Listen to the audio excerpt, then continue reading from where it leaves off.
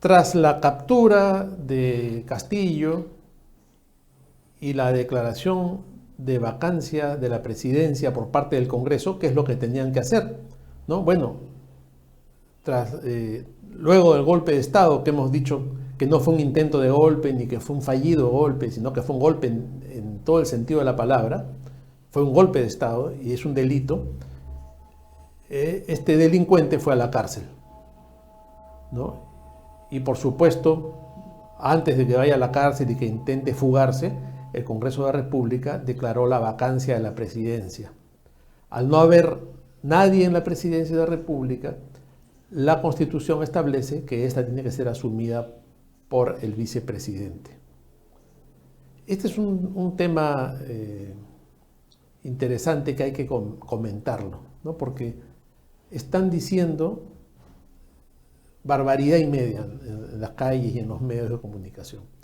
¿Para qué existen las vicepresidencias? La única razón que tienen, no tienen otra razón que la posibilidad de reemplazar al presidente. Es decir, si el presidente se muere, si el presidente sale de viaje, si tiene algún tipo de licencia, digamos, por un tema de salud, ¿no? Por ejemplo, el presidente le da una enfermedad muy grave y lo tienen que operar y pasa un mes en cuidados intensivos o qué sé yo, hay un vicepresidente que lo reemplaza. Cuando el presidente se recupera, vuelve a su cargo, el vicepresidente deja de ocupar la presidencia de la República. El presidente viaja fuera del país a un evento internacional, el vicepresidente ocupa ese cargo. El presidente se muere, el vicepresidente asume la presidencia. El presidente es vacado, vaca la presidencia, y en ese caso el vicepresidente asume el cargo. Sucede que en este momento en el Perú había un solo vicepresidente porque el segundo, que pudo haber sido es Cerrón, que no pudo asumir ese cargo porque está condenado por corrupción, por todo el dinero que robó en Junín cuando fue gobernador regional de Junín. No hay que olvidarse de esos detalles. Cerrón no fue vicepresidente porque no pudo asumir el cargo porque tenía una condena por ladrón. Entonces ese ladrón quedó fuera y se quedó Dina Boluarte como vicepresidente única. Ahora, Dina Boluarte también tenía problemas. Dina Boluarte ha sido la cajera de los dinámicos del centro.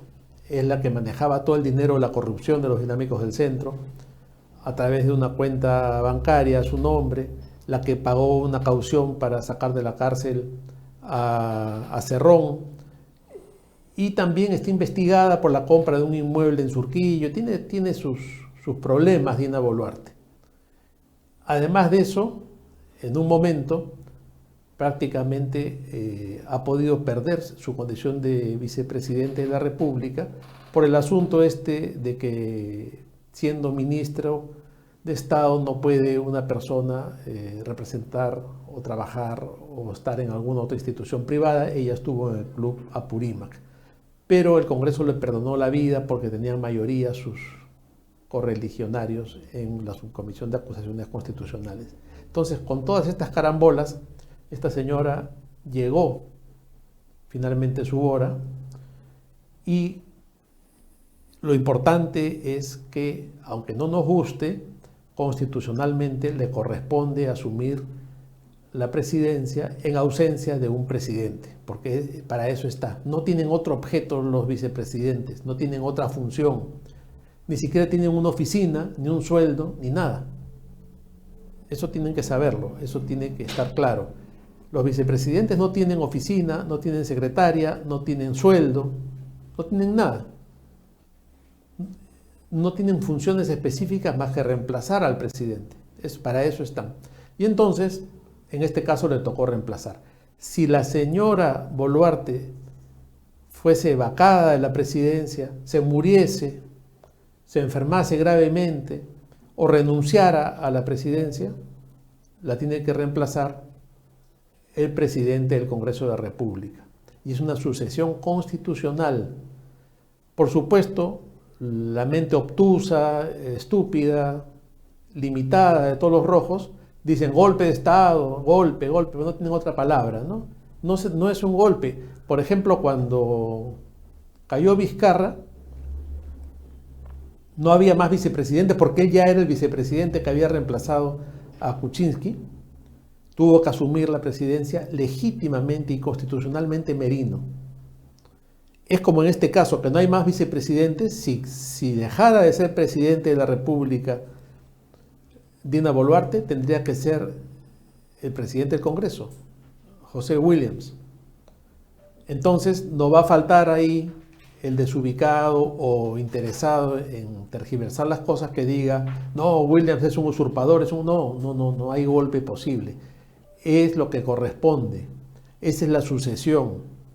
Para eso está escrito en la Constitución. Por supuesto, la debilidad de las instituciones en el Perú y la debilidad de la democracia permitió que la salida de un montón de desadaptados financiados por las ONG caviares se tumbara un gobierno constitucional como el de Merino. Y eso ha ocasionado toda la crisis hasta el momento. Todo lo que estamos padeciendo hasta este momento viene de ese momento, de esa crisis que se ha producido por culpa de los caviares. Los caviares tienen la culpa de todo esto. Ellos son los que han abierto la puerta y la ventana y por ahí ha entrado toda esta enfermedad política que estamos padeciendo, ¿no? Entonces, la señora Boluarte, por el momento, es constitucionalmente presidente de la República del Perú, independientemente que nos guste o no nos guste.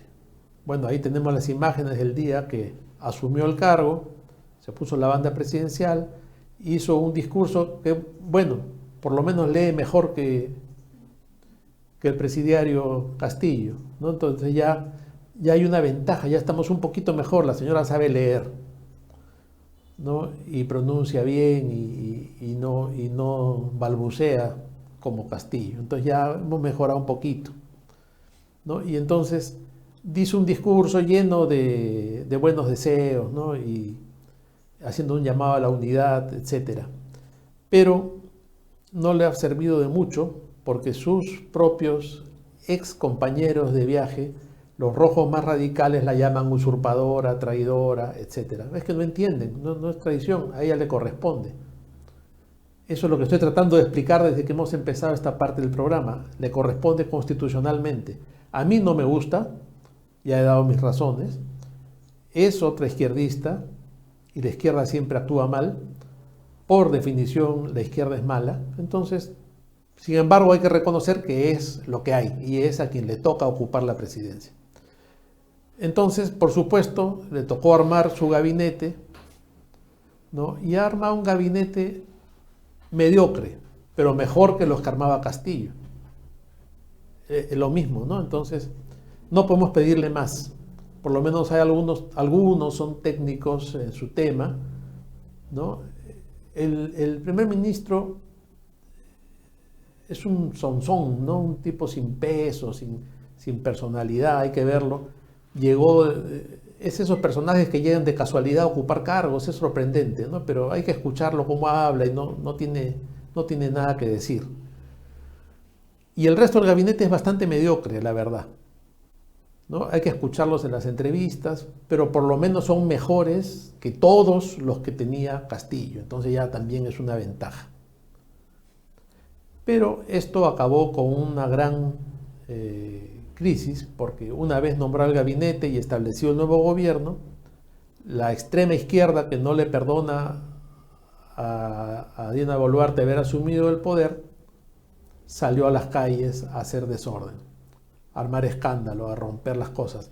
Y estos actos de violencia ya no son protestas sociales. No estamos viendo una protesta ordenada, como eran las protestas en las que salimos los grupos democráticos contra Pedro Castillo. Hemos hecho decenas de marchas y ha habido cientos de miles de personas en la calle y no ha habido violencia, no ha habido muertos, no ha pasado nada de esto ni incendios. Lo que está en este momento sucediendo en el Perú es terrorismo, ¿no? Y vamos a ocuparnos en el siguiente bloque del programa sobre este tema, pero lo que estamos viendo, esta violencia, este ataque a los medios de comunicación, estos ataques violentos contra la propiedad privada y contra la propiedad pública, la destrucción de las ciudades, la toma de aeropuertos, todo esto no es una protesta social, no es una protesta política. Nadie tiene derecho a hacer lo que están haciendo estos salvajes.